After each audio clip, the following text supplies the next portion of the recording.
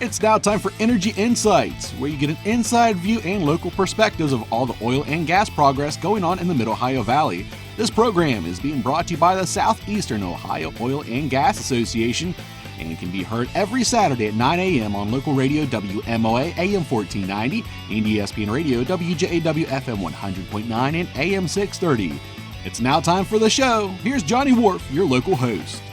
Energy Insights on a Saturday morning, and with us is David Hill of David R. Hill, Inc. Maybe you could explain that a little bit, and then also your relationship, as it pertains to the association and that kind of thing, if you're a part of SUGA, a part of UGA.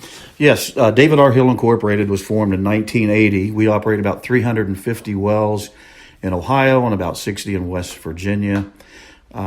We also operate 2 Class II injection wells. And as it turns out, my family, I'm second generation oil and gas. My dad was also in the oil and gas industry. Drilled a lot of wells down in the Doddridge County, West Virginia area. And a lot of my formative years were in West Virginia. Then we moved to Ohio when they started drilling wells in Morrow County back in the 1960s. Mount Gilead, there was a famous field that was found there. It was very prolific. And a lot of landmark legislation came out of the drilling that went on in Morrow County back in the 1960s. Well, while you're talking legislation, maybe you can kind of update as best you can about the state of the industry, oil and gas, and particularly as it pertains to where we are and some of the hoops you have to jump through on a day-to-day basis based on regulation. Sure. Well, as of yesterday, the Ohio House and the Ohio Senate passed the 2019 budget bill.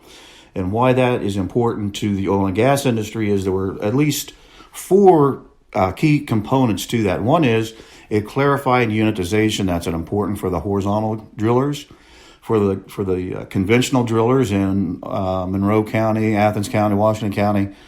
The Marietta area is it eliminates the minimum severance tax. And we also, when we sell a well from company A to company B, there's a $100 transfer fee that got eliminated. And on a more on a higher level, the state of Ohio is the largest landowner in Ohio. The state of Ohio itself is the largest landowner, and there's a lot of oil and gas under some of the state lands.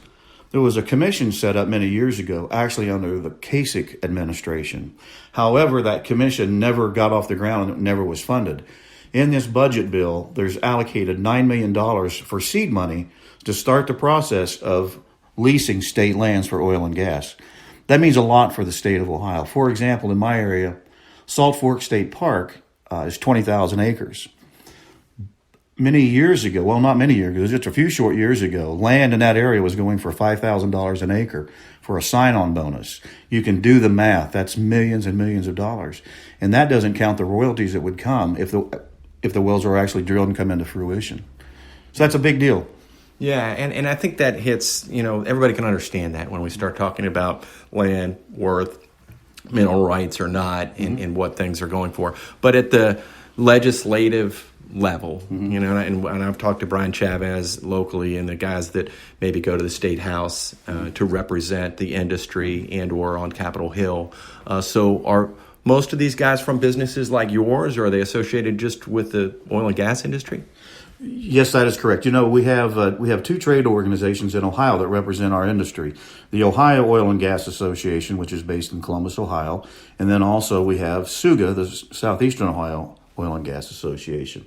So from 2014 through 2016, I was fortunate enough to be president of the Ohio Oil and Gas Association. And the list of presidents of that association are guys much like me, small oil and gas operators. We're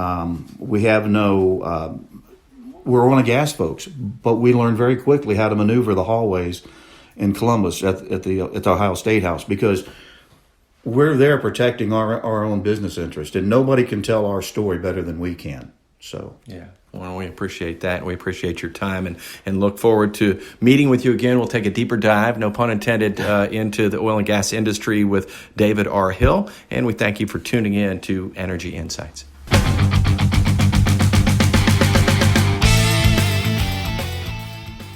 Thank you for listening to Energy Insights, brought to you by the Southeastern Ohio Oil and Gas Association.